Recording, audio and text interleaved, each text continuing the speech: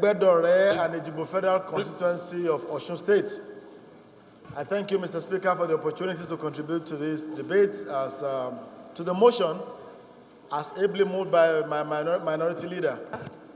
Mr. Speaker, first and foremost, I want to use this opportunity to commiserate with the victims of the invasion that happened yesterday.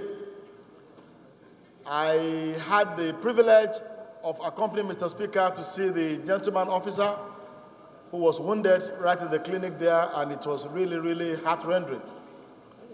Later in the day, I also had the opportunity of watching on television the kind of mayhem that was unleashed on innocent Nigerians whose vehicles were burned, smashed, who were also battered by these protesters. I want to commiserate with everyone who was a victim of this invasion, and I want to pray that the Almighty God will heal them and restore their loss.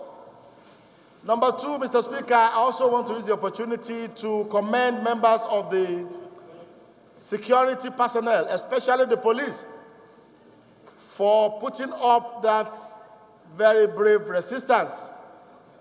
It took a lot of courage on their part to be able to push back those invaders from the premises of the National Assembly. And so I want to commend the security forces and all the personnel, including the Sergeant at Arms Department of the National Assembly. Number three, Mr. Speaker, and this is the crux of the matter, I want to align my views to that of Honorable Luke from Akwa Ibom, my respected honorable on that side of the aisle who contributed earlier on, and of course the last speaker, on the need for us to be very futuristic and address the root cause of this brewing insurgency, if I may say.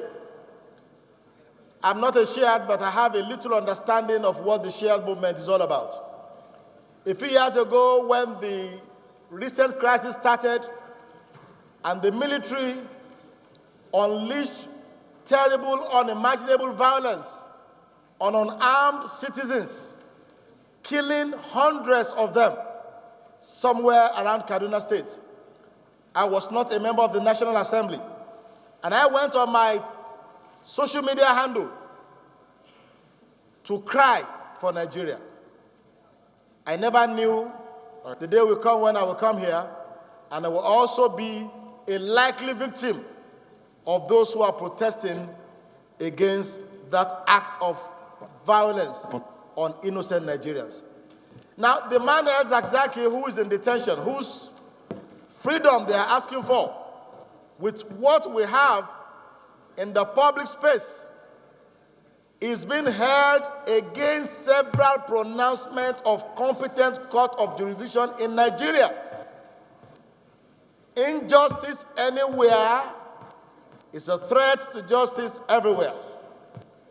I want to urge the federal government of the Federal Republic of Nigeria and to please dispassionately look into the matter of this leader of a religious group and allow the rule of law to take its course, while not condoning any act, be more proactive, so that the problem we have on hand with the Boko Haram is not replicated with the Shiite movement.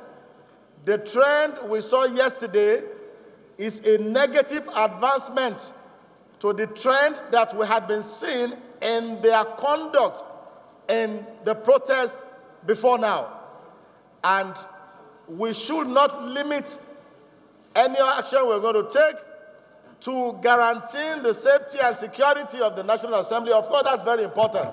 But we should also go a step further to ensure that we interface with necessary authorities in order to ensure that the root cause of the protest, which is getting more and more violent, is addressed once and for all. Mr. Speaker, the security of life and property is a fundamental duty of any government. If we are able to secure the National Assembly, what happens to those who are in Garki Market? What happens to the man and woman in Banex? If we are able to push them back from here, how do we ensure that there is no continuance of this threat to the peace, order, and security of the Federal Capital Territory, and of course, of every other part of Nigeria? I think this should form part of whatever measure we're going to take in the implementation of this very wonderful motion moved by the minority leader. I so submit.